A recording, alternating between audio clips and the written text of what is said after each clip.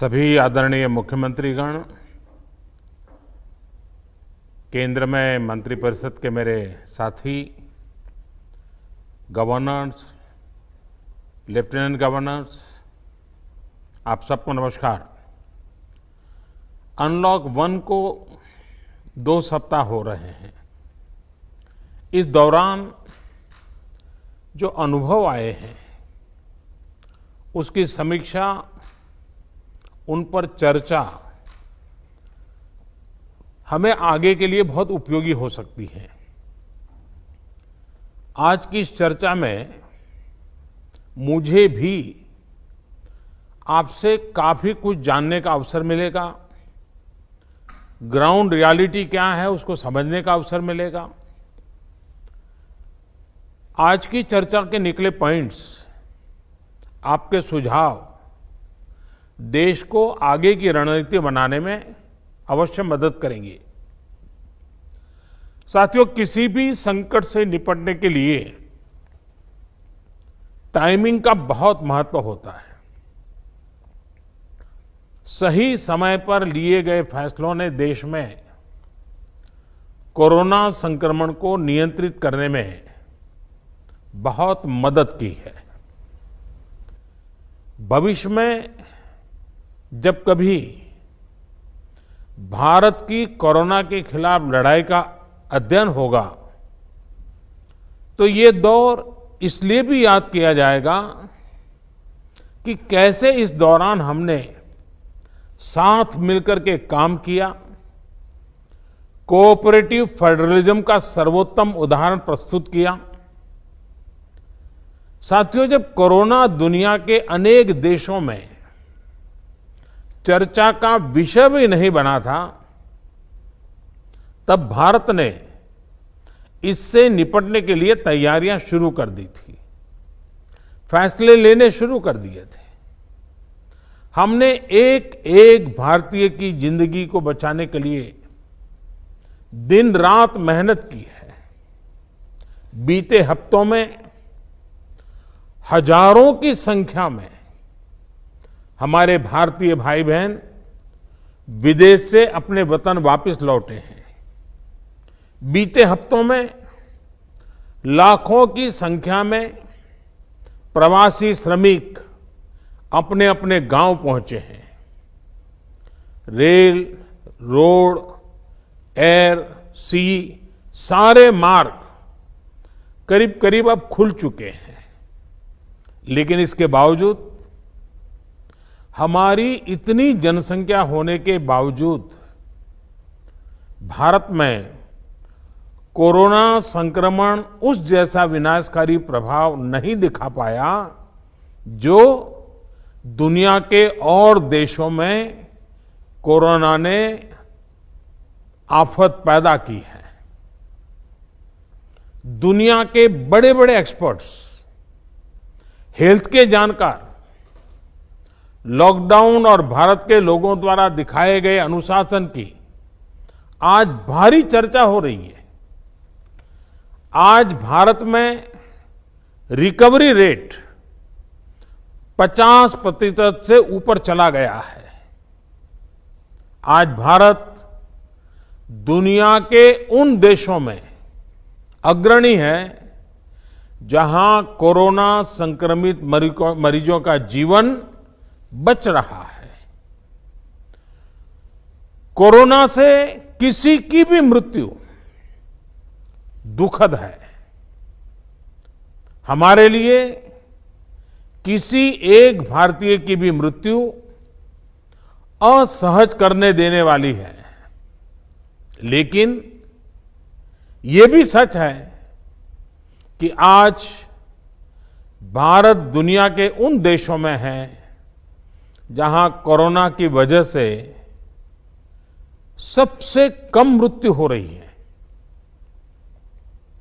अब अनेक राज्यों के अनुभव आज आत्मविश्वास जगाते हैं कि भारत कोरोना के इस संकट में अपने नुकसान को सीमित करते हुए आगे बढ़ सकता है।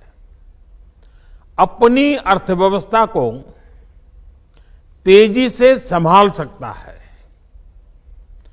साथियों, बीते 2 हफ्ते के अनलॉक 1 ने हमें एक बड़ा सबक ये भी दिया है कि अगर हम नियमों का पालन करते रहें, सारे दिशा निर्देशों को मानते रहे,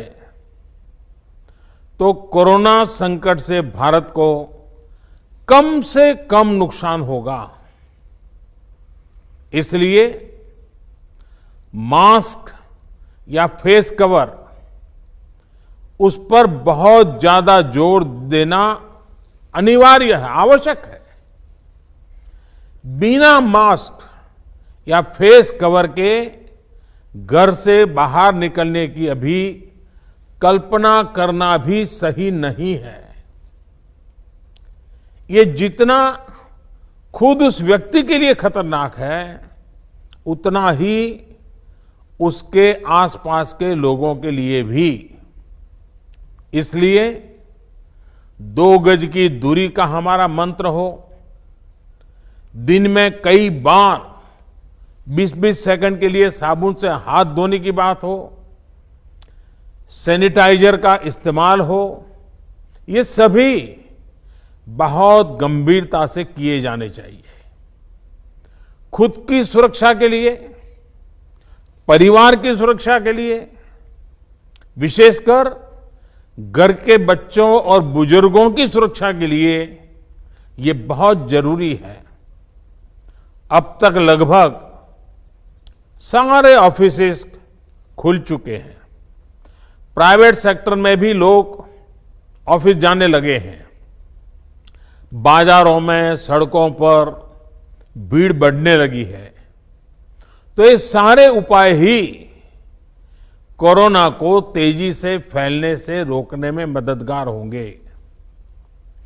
थोड़ी सी भी लापरवाही, थोड़ी सी भी ढिलाई, अनुशासन में कमी कोरोना के खिलाफ हम सभी की लड़ाई को कमजोर करेगा। और इतने दिनों की जो तपस्या है, उस पर पानी फिर जाएगा। हमें इस बात का हमेशा ध्यान रखना है कि हम कोरोना को जितना रोक पाएंगे, उसका बढ़ना जितना रोक पाएंगे, उतना ही हमारी अर्थव्यवस्था खुलेगी, हमारे दफ्तर खुलेंगे, मार्केट खुलेंगे, ट्रांसपोर्ट के साधन खुलेंगे और उतने ही रोजगार के नए अवसर भी बनेंगे। साथियों, आने वाले दिनों में अलग अलग राज्यों में इकोनॉमिक एक्टिविटी का जिस तरह विस्तार होगा, उससे मिले अनुभव दूसरे राज्यों को भी बहुत लाभ पहुंचाएंगे। बीते कुछ हफ्तों के प्रयासों से हमारी अर्थव्यवस्था में ग्रीन शूट्स दिखने लगे हैं। पावर कंजम्पशन जो पहले घटता जा रहा था, वो अब बढ़ना शुरू हुआ है। इस साल मई में फर्टिलाइजर की सेल बीते साल मई की अपेक्षा 2 गुनी हुई है। इस बार खरीफ की बुआई बीते साल की अपेक्षा करीब 12-13% ज्यादा हुई है। 2 व्हीलर्स का प्रोडक्शन लॉकडाउन से पहले के स्तर का करीब करीब 70% तक पहुंच चुका है। रिटेल में डिजिटल पेमेंट भी लॉकडाउन से पहले की स्थिति में पहुंच चुका है।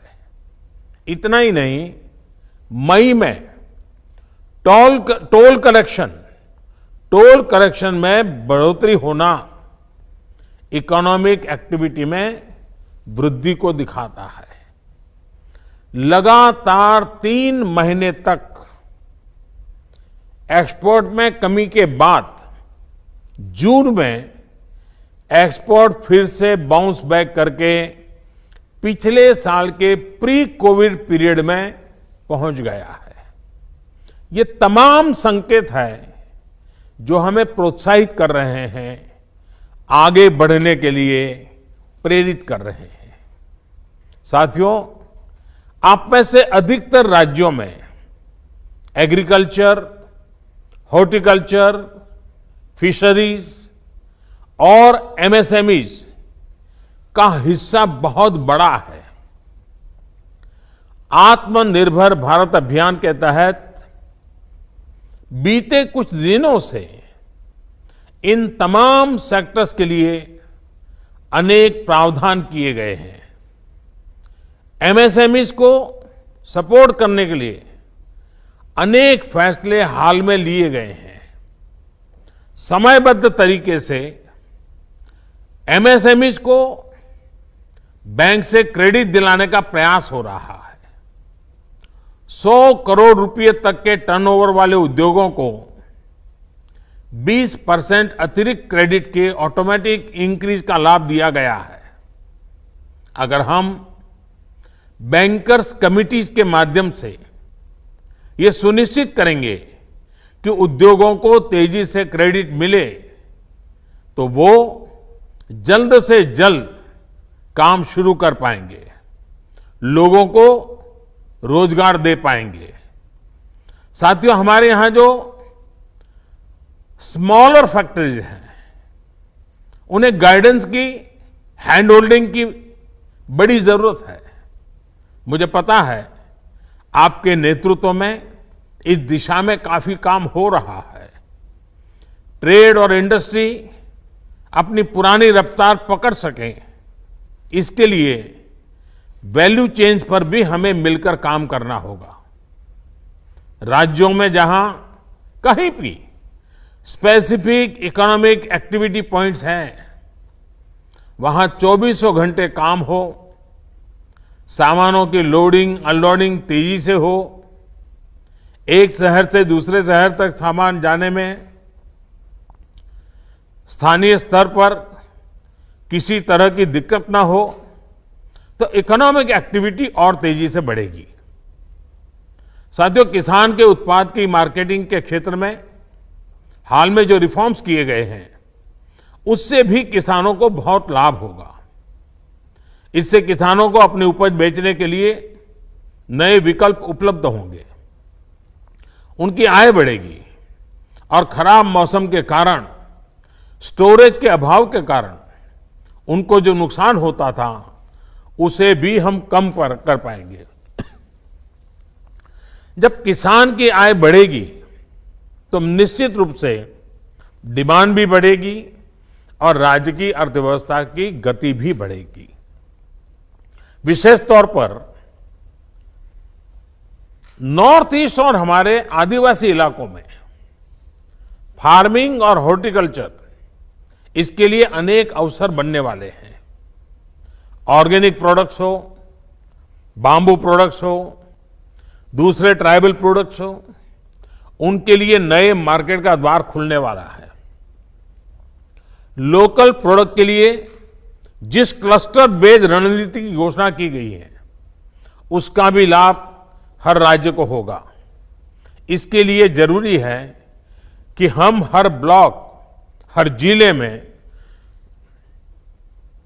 ऐसे प्रोडक्ट्स की पहचान करें जिनकी प्रोसेसिंग या मार्केटिंग करके एक बेहतर प्रोडक्ट हम देश और दुनिया के बाजार में उतार सकते हैं।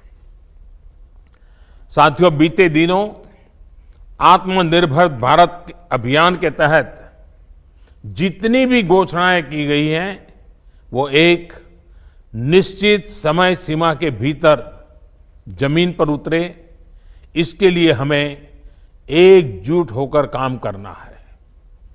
इस पृष्ठभूमि में कोरोना से लड़ाई और इकोनॉमिक एक्टिविटी से जुड़े आपके जो सुझाव हैं, जो तैयारियां हैं, वो जानने के लिए मैं बहुत उत्सुक हूं और मुझे पक्का विश्वास है कि अनुभव के आधार पर आपकी जो बातें आएगी, वो आने वाले रणनीति बनाने में बहुत काम आएगी। मैं गृह मंत्री जी से आग्रह करता हूं कि वे आगे की चर्चा का संचालन करें